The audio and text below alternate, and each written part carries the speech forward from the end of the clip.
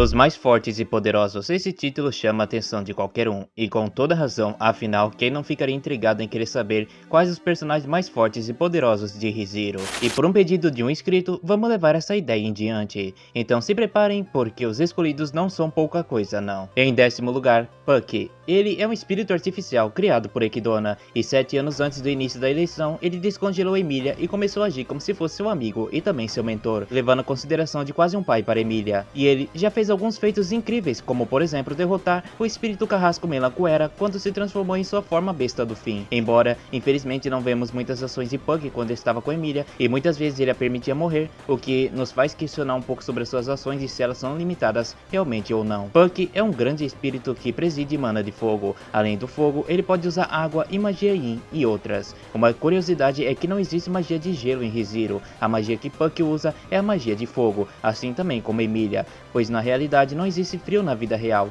apenas a ausência de calor. Por esse motivo, se o calor for negativo, ele se torna gelo. Embora ele geralmente tenha uma forma menor, sua verdadeira forma é monstruosa de 20 metros de altura, uma besta felina de olhos dourados chamada Besta do Fim. Mas no entanto, como ele é um espírito, ele precisa de uma grande quantidade de mana para permanecer nessa forma. Durante esse tempo, ele o drena à força de seus arredores e os faz congelar sem pausar. Puck é capaz de ler os pensamentos superficiais ou intenções dos indivíduos com quem ele entra em contato, e também pode se comunicar telepaticamente por meio disso com qualquer pessoa que tenha afinidade com espíritos. E na sua verdadeira forma, ele também se torna um espírito extremamente poderoso, mas leva um pau pro Reinhard facilmente, com um simples golpe poderoso da sua espada. Em 9º lugar, temos Emilia. Ela, por mais que não aparenta inicialmente, é muito poderosa. No entanto, Puck sugava sua mana, então ela não aparentava ter muita força, mas na temporada 2 ela se livrou da interferência de Puck e demonstrou que suas habilidades são bastante expansivas, embora seu tempo de reação seja um pouco questionável, pois ela já foi morta por Elsa logo no começo da temporada,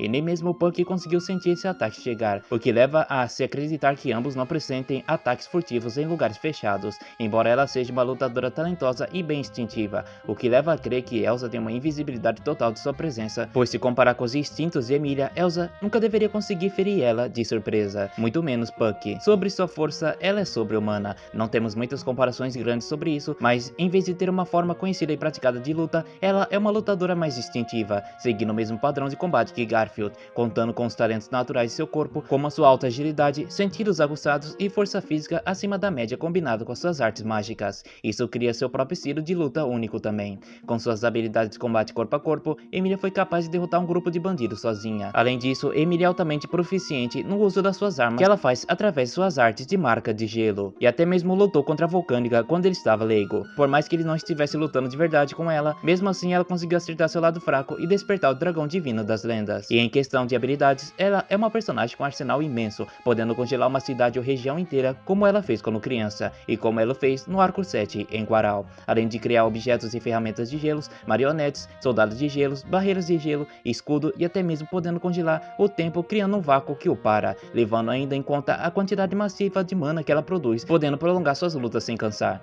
E sim, gente, esse é só o top 9, então estejam preparados. Em 8º lugar, Hector.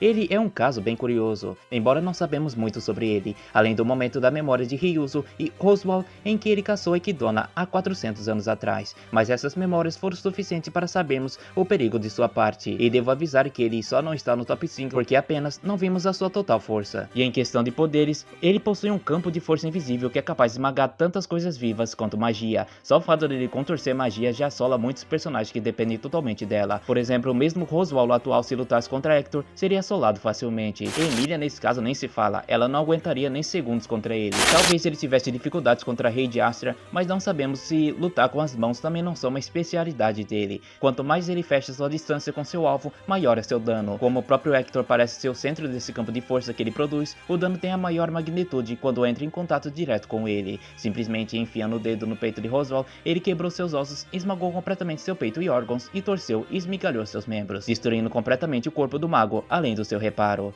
Hector parece também ser bem capaz de criar campos de força fora do seu alcance, olhando para um lugar ou apontando a palma da mão aberta para ele, como visto quando ele destruiu a cabana na qual Ryuzo estava escondida. E isso ocorreu a várias dezenas de metros da onde ele estava, e sua distância de ação não parece ter um limite visível aparente. Atualmente, Hector parece ter morrido, mas a sua autoridade parece estar em mãos de Clind, o mordomo de Anne Rose. Em sétimo lugar, Sekhmet. Sekhmet é a bruxa da preguiça, e uma vez ela matou todo seu clã devido a eles a abandonarem, embora ela não entendesse o que sentia naquele momento, que era ódio e um desejo de vingança. Mais de 400 anos atrás, Sekhmet dirigiu Volcânica além da Grande Cachoeira apenas para que ela pudesse descansar. Isso levou a uma luta entre os dois, onde Sekhmet caiu da Grande Cachoeira e depois disso ela morreu. Sekhmet pode usar a autoridade da preguiça e é capaz de usar uma mão na sua versão mais avançada. Isso é visto quando ela atinge as coisas com uma força invisível, sem se mover e poder usá-la em todas as direções. O autor da série confirmou que antes da sua morte ela era a bruxa mais forte entre as 6, mas não sabemos se ela era mais forte do que Hector, embora uma autoridade não é necessariamente uma magia. Não sabemos se pode ser esmagado por ele, por exemplo. Em sexto lugar, Regulus Talarico. Regulus podia parar o tempo de si mesmo ou de qualquer coisa que estivesse vestindo, tocando ou até mesmo sua respiração, o que por sua vez impedia qualquer interferência do mundo exterior e apenas permitia sua interferência por fora. Enquanto essa habilidade estava ativa, Regulus não poderia receber nenhum tipo de dano, não importando o poder ou destruição do ataque, como visto quando ele assumiu a técnica de espada de Crush, que foi capaz de penetrar até mesmo a pele resistente da grande baleia, ou quando ele foi atingido diretamente por Reinhard, que explodiu quase toda a igreja que estava localizados e mesmo assim ele saiu completamente ileso. A atmosfera liberada da quietude do templo de um objeto poderiam causar ondas de choque que destruiriam tudo em seu caminho, não importando a robustez. Além de tudo isso, a habilidade permitiu que Regulus viajasse em velocidades extremamente altas e que também pulasse edifícios de vários andares com muita facilidade. A quietude do tempo de um objeto infelizmente tinha uma desvantagem em uma forma de insuficiência cardíaca se Regulus parasse o tempo para si mesmo por mais de 5 segundos, embora tenha sido declarado que ele poderia durar mais alguns segundos, exceto a dor excruciante que o atingiu após a marca de 5 segundos, e o impediu de abusar da sua sorte. Para compensar essa falha mortal, Regulus felizmente tinha uma segunda habilidade chamada Coração de Leão. Pequenos objetos imbuídos de quietude do tempo de um objeto criam ataques devastadores e destrutivos. Regulus para o tempo de seixos, cascalhos ou sujeiras e joga no inimigo, transformando coisas simples em armas mortais. Esses objetos viajarão por qualquer coisa e qualquer pessoa, resultando na destruição de um objeto ou de uma pessoa por inteiro, como visto quando ele conseguiu acertar a perna esquerda de Subaru e rasgar a Pandora em pedaços com um acerto direto. Ele também é capaz de bombardear uma rua inteira com gotas de água, destruindo tudo em seu caminho. Os objetos continuarão viajando enquanto seu tempo for interrompido. Eles podem viajar potencialmente por todo o mundo e sair do outro lado. Além dos seixos, sujeiras, cascalhos e outros objetos, ele também pode criar uma parede invisível da morte, interrompendo o tempo de sua respiração ou interrompendo o tempo do ar produzido pelo movimento de sua mão, criando efetivamente uma lâmina invisível de ar que cortará tudo em seu caminho. Seus chutes são poderosos e suficientes para derrubar edifícios inteiros, além da sua habilidade do Pequeno Rei, onde ele pode fundir seu coração com as suas chamadas esposas, as quais ele deve ter as consideração como pertencente antes mesmo de conseguir implantá-los, mas se caso forem removidos, todo o seu dano voltará para o seu corpo. Em quinto lugar, Rei de Astria. Aqui as coisas começam a ficar intensas. Reid possui uma espada capaz de cortar qualquer coisa, e ele pode simplesmente cortar até mesmo o espaço e tempo, afirmando poder cortar outras coisas invisíveis como as próprias autoridades, como ele fez com Subaru cortando sua autoridade da ganância ainda ativa. E ainda, ele pode pressentir a presença das mesmas, e ele é tão forte que consegue lutar contra Julius e Emília com apenas gravetos que ele achou por aí. Infelizmente, ele se resume à força bruta, perdendo apenas para Reinhard, mas magia não é um descaso dele, pois temos aqui um cortador de magias e autoridades, com muita técnica e força o suficiente para segurar um bloco de gelo imenso do tamanho de um iceberg com apenas uma de suas mãos, sem mesmo demonstrar um pouco de cansaço. E sua técnica de espada atingiu o auge na sua época da excelência, onde ele se tornou tão forte que conseguiu superar até mesmo as técnicas atuais do Reinhard. O cara supera a técnica do Reinhard, e até mesmo tem seu rosto gravado nas moedas por ser tão memorável. Vamos então para o quarto lugar, Volcânica. Este é capaz de voar, e já aí é uma vantagem territorial tremenda, pois ele consegue atacar de cima sem lutar diretamente com seu oponente. Ele também possui uma grande e devastante quantidade de mana, podendo limpar todo o mundo e até mesmo curar todos os feridos de um reino de uma vez só. Esse não é seu limite, mas é uma demonstração de seu tremendo poder.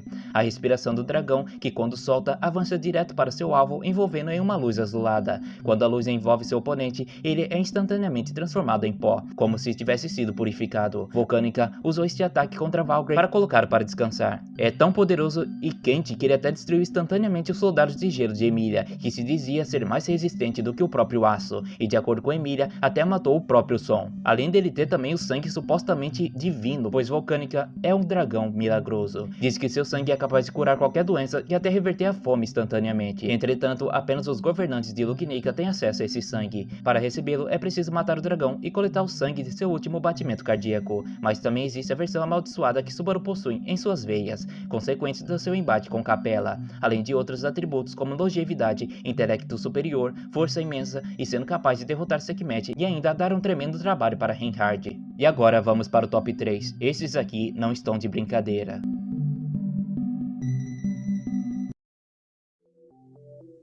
Em terceiro lugar, Pandora. Pandora é a bruxa da Vanglória e está relacionado ao culto das bruxas que adora Satella. Ela atacou a vila élfica há 100 anos junto com Regulus e também está por trás do ataque a Garca há 30 anos atrás, e na batalha da conquista fracassada de Hakugei há 15 anos atrás, onde Teresia morreu na tentativa de matar a baleia, e de alguma forma ela transformou Teresia e Kurgan em fantoches para o culto das bruxas. Ela também pode reescrever qualquer fenômeno em seu favor e negar sua própria morte, isso a torna quase invencível e imortal. Pandora também demonstrou poder manipular a realidade, enterrando Regulus no chão sem nem mesmo usar uma força. Ela teletransportou pessoas, bem como muda suas memórias e posições, além de seu estado físico e também mental.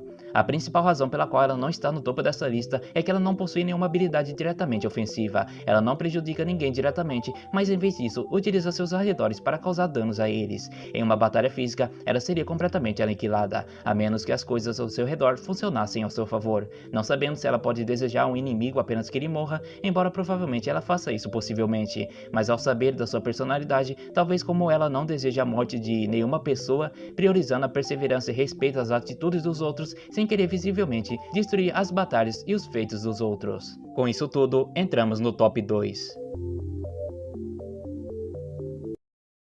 Satella.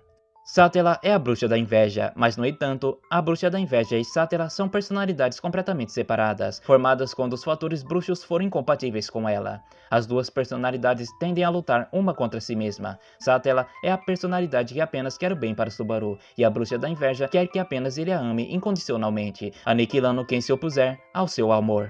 Ela pode usar a autoridade da inveja e a autoridade da preguiça, e pode causar também interferência física, criando um campo de força invisível na forma de uma mão, e é constado que Satella pode usar mais de 2 mãos ocultas de uma vez só. Atualmente, Satella usa a mão invisível para agarrar o coração de Subaru como um aviso sempre que ele menciona o seu retorno pela morte. Além disso, ela pode manipular sombras e ainda pode se manifestar por Subaru, mesmo que ela esteja selada e parada no tempo. As suas sombras destroem toda a vida e a matéria ao seu redor, bem como coisas abstratas como pensamentos, memórias e tudo pode ser absorvido e moldado por ela. Ela consegue parar o tempo sempre que Subaru tenta contar a alguém sobre a sua habilidade, e além do fato de que ela simplesmente é imortal. Sim, gente, vocês não ouviram errado, ela simplesmente não pode morrer. Até hoje, não foi descoberta uma forma de matar Satella, e talvez até o final da obra a gente descubra como.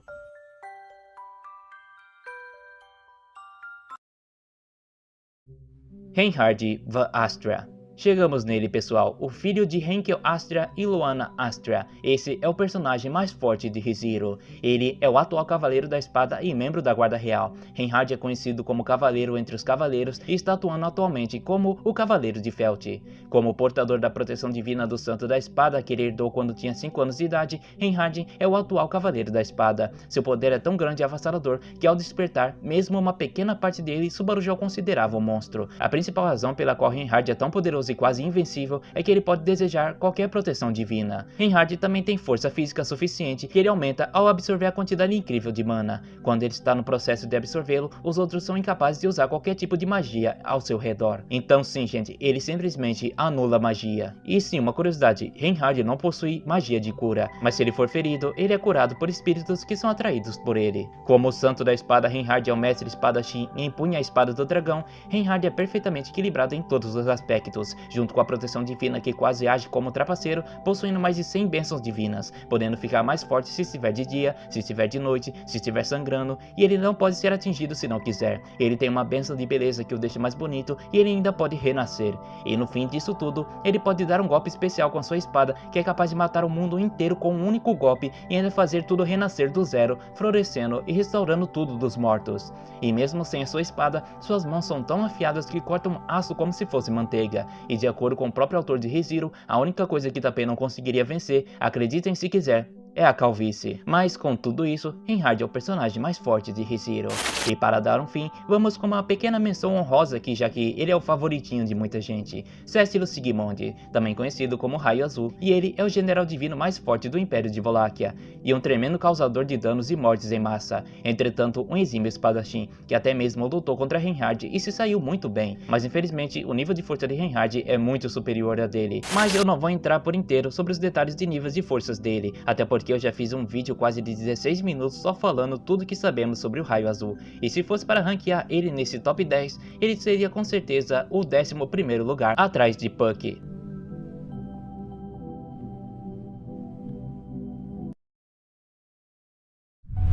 Então pessoal, o vídeo foi esse. Agradeço a quem fez o pedido desse vídeo e não se esqueçam do like para que eu traga mais conteúdo assim. Grato aos